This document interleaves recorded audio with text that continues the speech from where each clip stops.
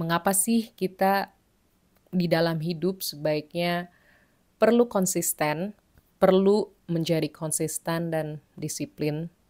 Sebenarnya simple ya alasannya kalau buat saya, agar saya nggak blow on aja. Jadi saya sempat vakum dari bikin YouTube itu seminggu, 7 hari. Sebenarnya nggak terlalu lama ya hitungannya. Apalagi kalau vakum tuh biasanya punya vibe atau terdengarnya tuh jangka waktunya tuh lama. Kayak misalkan vakum dulu deh, 1 bulan, 2 bulan, atau bahkan setahun atau bertahun-tahun. Tapi ini 7 hari aja menurut saya udah vakum. Dan jujur, dari 7 hari, saya merasakan banyak sekali hal yang cukup sulit saya lakukan saat membuat video ini. Dan di 2 video sebelum ini. Jadi saya merasa lebih terbata-bata, lebih blow on, lebih susah untuk mikir. Jadi nggak seluas beberapa video sebelumnya ketika saya bikin videonya tuh rutin setiap hari. Meskipun tentu tidak sempurna, tapi saya ngerasa lebih enak, lebih luas. Saya merasa lebih tidak seblow on ini.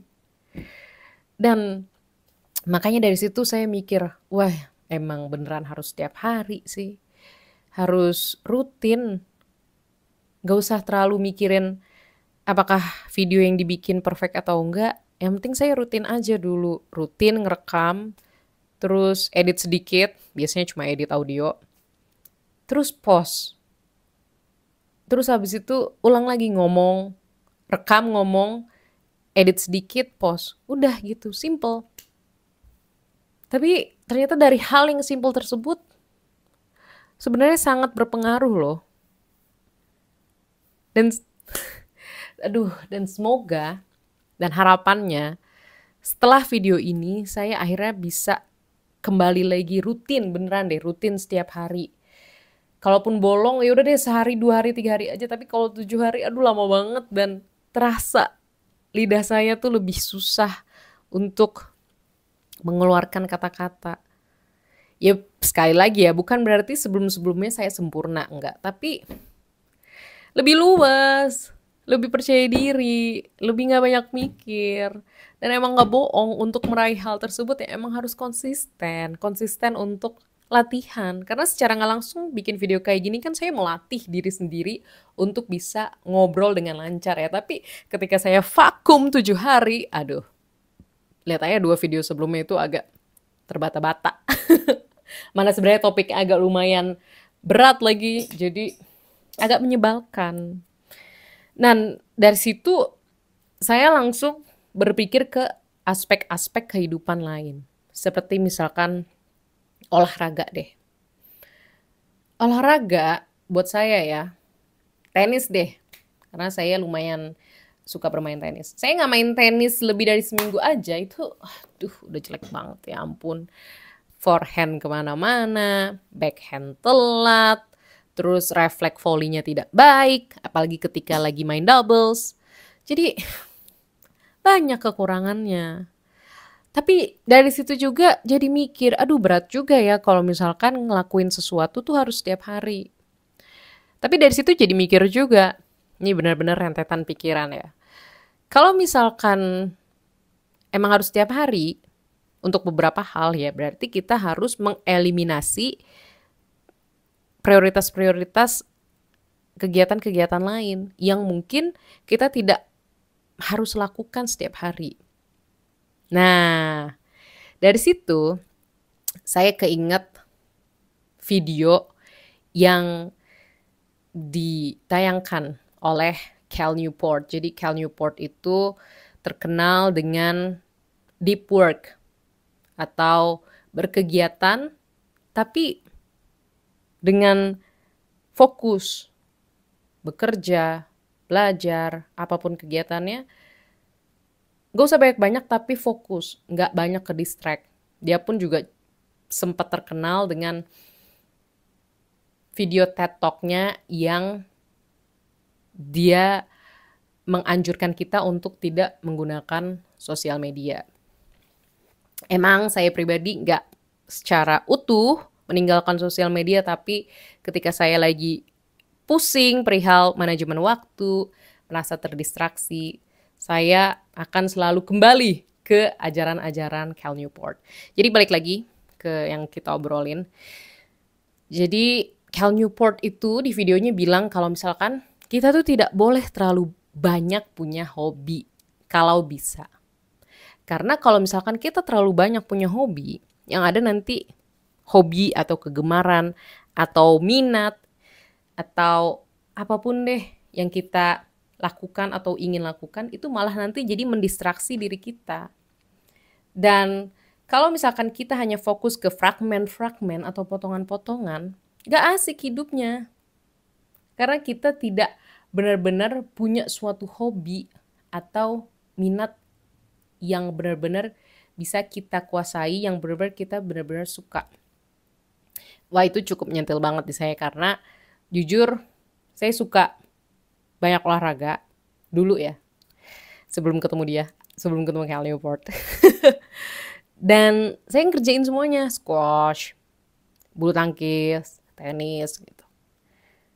Bahkan kadang basket, terus tenis meja. Tapi abis itu saya mikir, aduh sebenarnya saya nggak ada yang benar-benar jago loh di olahraga-olahraga tersebut. Akhirnya saya memutuskan untuk fokus aja di tenis. Kenapa? Karena menurut saya tenis itu paling susah. Terutama di antara squash, di antara tenis meja, di antara padel, pickleball, atau olahraga-olahraga yang ada netnya ya. Dan pakai raket. Tenis tuh butuh fokus yang tinggi. Kalau misalnya kita asal, forehandnya itu bola akan kemana-mana dan bisa jadi nggak kena kontak, terus nggak tembus itu net. Sedangkan menurut saya kalau padel tidak sesusah tenis. Karena kita nggak butuh gerakan yang betul-betul baik, tapi kita bisa kok mengembalikan bola dengan raket padelnya itu dengan tidak sesulit tenis. Dan makanya saya akhirnya memutuskan untuk fokus ke tenis. Terus setelah udah lebih mending, jujur saya adaptasi ke olahraga lain seperti squash, seperti padel, atau bahkan golf itu lebih enak. Karena kita udah belajar yang susah dulu. Ya ini contoh tenis aja sih, dan contoh fokus ya. Kalaupun kita fokus ke padel pun, atau olahraga-olahraga lain, itu akan lebih enak kok menurut saya untuk adaptasi ke olahraga lain sebagai hobi aja. Karena fokus kita tuh cuma satu. Dan apalagi kalau kita memilih fokus ke hal yang emang susah. Seperti contoh lain ya, ini menurut saya ketika kita berusaha untuk fokus dulu ke bahasa Prancis. Jadi bahasa Prancis itu adalah salah satu bahasa Romance atau bahasa Roman. Jadi turunan dari Latin terus ada Roman. Nah dari Roman itu ada bahasa Prancis, bahasa Itali, bahasa Portugis, bahasa Spanyol, terus bahasa Romanes yang ada di Swiss tahu saya. Terus bahkan Romania pun juga termasuk bahasa Romanes tahu saya. Terus kalau yang saya dengar yang paling sulit adalah bahasa Prancis. Kenapa? Karena bahasa Prancis itu saklek banget dan peraturannya banyak. Dan bedanya Prancis sama bahasa Itali sama Spanyol, apa yang kita baca biasanya, apa yang dituliskan biasanya akan berbeda dengan apa yang kita ucapkan. Seperti misalkan contoh toko roti, tous les jours. Pernah dengar mungkin ya, banyak di kota-kota besar. Itu adalah kata bahasa Prancis yang kalau diartikan ke bahasa Indonesia artinya setiap hari. Tapi tulisan tous les jours itu kalau dibaca bukan tous les jours di bahasa Prancis, itu dibaca tous les jours.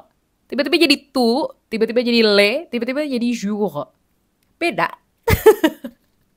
Tapi yang enaknya adalah dari fokus di bahasa Prancis, jujur buat saya meskipun belum yang benar-benar nempel terus seperti penutur asli, itu memudahkan saya untuk mencoba belajar bahasa Roman lain seperti bahasa Spanyol atau Italia.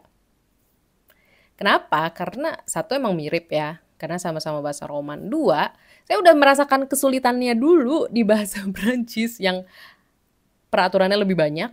Dan yang tadi dari tulisan sama ucapan beda. Itu cukup membantu. Jadi fokus dulu satu, abis itu nanti kita mencoba fokus lain. Atau kita coba adaptasi di hal lain dengan lebih enak karena kita udah punya fokus utama. Nah, intinya adalah memang kita harus konsisten dulu dan disiplin di kondisi apapun. Biar nggak blow on. Biar kita bisa benar-benar menjadi ahli. Terus habis itu kalau kita mau menelusuri minat lain akan lebih mudah deh jadinya. Sama seperti YouTube ini, saya harus rajin. Harus rutin. Gak bisa skip 1 hari pun, apapun kondisinya. Jujur, ini 7 hari saya skip karena saya lumayan terbawa perasaan, terbawa khawatir sama kondisi negeri ini yang menyeramkan. Mungkin beberapa orang bilang kayak, enggak apa-apa kok, Indonesia masih rame mall, iPhone lagu keras. Ya itu kan cuma sekian persen orang-orang kaya ya. Kayak top 1% atau bahkan top 0,1%. Tapi kan mayoritas mana para masa aksi. Aduh, gak sedikit lagi denger berita mereka direpresi. Itu jujur di seminggu ini cukup mengganggu saya. Mengganggu dalam artian resah sama negeri ini, kok gini jadinya arahnya. Kok bisa IHSG trading halt? Kok bisa turunnya drastis banget? Itu sih. Tapi emang ya apapun kondisinya, udah belajar dari seminggu ini harus tetap berusaha untuk fokus dengan apa yang saya lakukan seperti bikin YouTube kayak gini, agar ketika dalam kondisi yang menyebalkan seperti seminggu terakhir ini, saya bisa tetap punya mental state atau punya kondisi mental dan fisik yang baik untuk menghadapi segala masalah apapun yang terjadi. Dan tetap bisa fokus sharing kayak gini. Dan ya tentunya semoga bisa bermanfaat juga buat teman-teman yang nonton. Itu aja dari saya. Kalau misalkan teman-teman punya problema atau punya pengalaman yang sama, boleh banget sharing di kolom komentar. Karena di dunia yang penuh dengan distraksi, dengan beragam sosial media, berita sana-sini, fokus, disiplin, dan konsistensi itu adalah hal yang sangat mahal, penting banget. Ya kayak tadi yang saya udah bilang, contoh YouTube ini. Saat saya konsisten, wah itu enak banget ngomongnya. Gak usah mikirin siapa dulu deh yang nonton, yang penting buat saya tuh udah kerasa enak, luwes. Dan jadinya dari kebiasaan di YouTube ini, ngomong sendiri aja bisa lancar gitu. Jadi ketika ngomong sama orang lain juga lebih enak tektokannya karena udah terbiasa untuk mengartikulasikan apa yang dipikirkan. Dan tentunya kalau sama orang lain ya harus dengerin dulu ya. Gak bisa langsung capcis sendiri kayak gini. Egois, bener. Janganlah kayak gitu. Kalau sama orang lain ya harus saling dengerin, harus saling bener-bener ngobrol. Gak bisa apa-apa apa-apa kita enggak. Jadi itu aja video kali ini. Sebenarnya video berkedok curhat ya. Tapi semoga bermanfaat tetap. Terima kasih yang udah nonton dan sampai jumpa di video selanjutnya. Dadah!